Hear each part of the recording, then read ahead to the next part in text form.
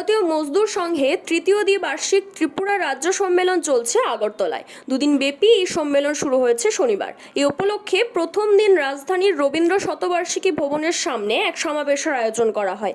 এদিন প্রথমে সংগঠনের সদস্যরা মিছিল করে বটতলা থেকে রবীন্দ্র শতবার্ষিকী ভবন প্রাঙ্গণে আসেন। এরপর সমাবেশ শুরু হয়। এদিনের এই সমাবেশে প্রধান বক্তা হিসেবে উপস্থিত ছিলেন রাজ্য সরকারের সমাজ কল্যাণ এবং সমাজ শিক্ষা দপ্তরের মন্ত্রী টিঙ্কু রায়। বক্তব্য রাখতে গিয়ে তিনি বলেন, স্বাধীনতার ৭৭ বছর পর ত্রিপুরা রাজ্যের সঙ্গে দেশের মূল ভূখণ্ডের সরাসরি যোগাযোগ স্থাপন করা সম্ভব হয়েছে।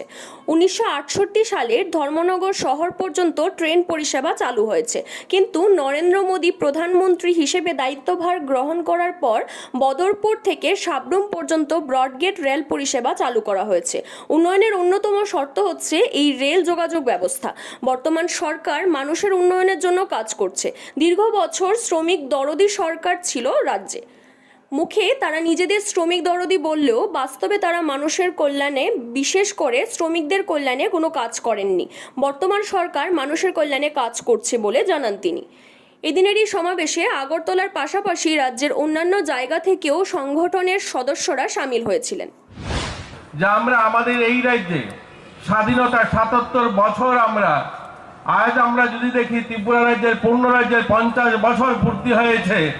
এই ৭৭ বছরের মাথায় এসে আমরা প্রথমবার ভারতবর্ষের যে মধ্য ভারত অর্থাৎ মধ্যপ্রদেশ, রাজস্থান বা দিল্লি শহরের সঙ্গে যোগাযোগ ব্যবস্থা হয়েছে। मैं कहना चाहता हूँ आज़ादी का 77 ईयर्स कंप्लीट हुआ है और हमारा अगरतला जो रेलवे स्टेशन आज वो मिला है जो पूरे देश में हम जा सकते हैं। एक प्रदेश के उन्नयन के लिए मतलब एक राज्य उन्नयन प्रथमत जो तार परिमाण सेटा हलो तार रेलवे कानेक्टिविटी, रोड कानेक्टिविटी। हमारे धर्मनगरे अपना सबाई जानेन आमार बाड़ी धर्मनगर। 1964 धर्मनगरे रेल आसे। এই রেলটা কুমারঘাট পর্যন্ত ৩৫ কিলোমিটার রাস্তা আসতে ২৫ বছর সময় লেগেছে। 1989 এই রেলটা কুমারঘাটে পৌঁছায়, অর্থাৎ ৩৫ কিলোমিটার রেলওয়ে রাস্তা আসতে ২৫ বছর সময় লেগেছে।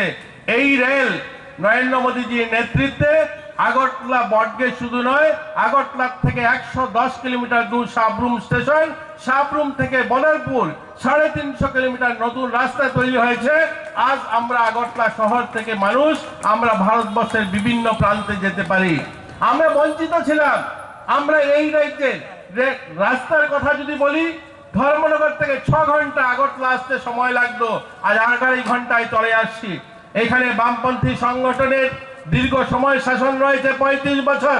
তাদের নেতারা যখন বক্তব্য রাখতেন, তাদের শ্রমিক সংগঠনগুলো বলতেন লড়াই লড়াই লড়াই চাই, লড়াই করে বাঁচতে চাই। তারা বলতেন মেহনত মজদুর মানুষের কথা। এখানে চা শ্রমিকের কথা উঠে এসেছে। ১০৮ বছর ত্রিপুরা রাজ্যের চা শ্রমিকদের বসবাস। এরা কারা উড়িষ্যা থেকে, অন্ধ্র থেকে, ঝাড়খণ্ড থেকে এসে বসবাস শুরু করেছিলেন। এই মানুষগুলো কারা শাসন করেছে?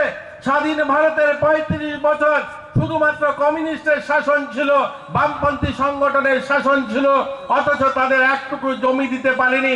তার জন্য এখানে যারা বসে আছেন শ্রমিক সংগঠনের, তাদেরকে আমি বলতে চাই, আপনার বুকে হাত দিয়ে বলুন তো দেখি, আপনার পাশের চেয়ারটায় দেখেছেন কি চা শ্রমিক পরিবারের কোন ছেলেকে মাস্টার, কোন ছেলেকে দেখেছেন পুলিশ অফিসার, কোন ছেলেকে দেখেছেন বিডিও, কোন ছেলেকে দেখেছেন কোথায় সরকারি আধিকারিক? কেন তারা পড়াশোনা করতে পারেনি? কারণ তাদের জমি ছিল না। বাগান থেকে বেরিয়ে যদি অন্য কোথায় কাজে যায়, বাগান মালিকরা তাদেরকে তাড়িয়ে দেবে।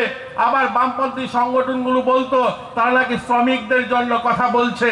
তাদের ৩৫ বছরের শাসনে ওই চা শ্রমিক পরিবার থেকে একটুকু জমি দিতে পারেনি। আমাদের সরকার এই গত ৫ বছরে এই শ্রমিক কল্যাণ স্কিমে ৮,২০০ পরিবার, শ্রমিক পরিবারের মধ্যে আমরা ইতিমধ্যে ২১০০ পরিবার, ২১০০ পরিবারকে জমি দিয়েছি। আর জমি যখন তারা পেয়েছে আর সম্মানের সঙ্গে বাঁচার অধিকার পেয়েছে, প্রধানমন্ত্রী বলেন আত্মনির্ভর হওয়ার কথা। আত্মনির্ভরের মানে এই নয় বড় বিল্ডিং তৈরি করা। আত্মনির্ভরের অর্থ হচ্ছে আত্মসম্মানের সঙ্গে বাঁচা। একটা মানুষের যখন বাড়ি থাকে না, একটা মানুষের যখন ঘর থাকে না, তার বাড়িতে শৌচালয় থাকে না, তার আত্মনির্ভরতা আসবে কোথায় থেকে? এই সরকার ওই সমস্ত শ্রমিকদেরকে আজ তাদেরকে জমি যেমন দিয়েছে, প্রধানমন্ত্রী আবাস দিয়েছে, জল জীবন মিশনের জলের কানেকশন দিয়েছে, তার বাড়িতে বিদ্যুতের কানেকশন দিয়েছে। আজ তারাও স্বাভাবিকভাবে সম্মানের সঙ্গে বাঁচার অধিকার পেয়েছে। এটা ভারতীয় জনতা পার্টি সরকার করেছে। Siri TV, channel for news and entertainment.